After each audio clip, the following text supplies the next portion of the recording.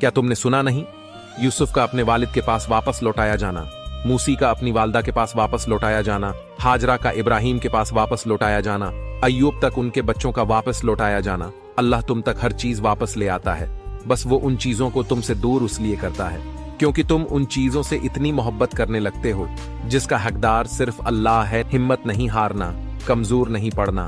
तुम्हें पता है चीजें आसान होने से पहले मुश्किल हो जाती हैं, लेकिन यही चीजें अल्लाह पर तवक्कल करने से फिर आसान हो जाती हैं।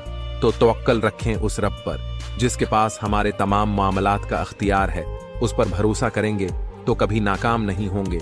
इंशाअल्लाह मौत से जितना भी भाग लें वो छोड़ने वाली नहीं, और रिज्क के इजाफे की जितनी भी तदाबीर कर लें मकदर से जायद मिलने वाला नहीं। खुदा की रहमत घेर लेती है उस मकान को जो सुनकर उठ जाता है फजर की अजान को।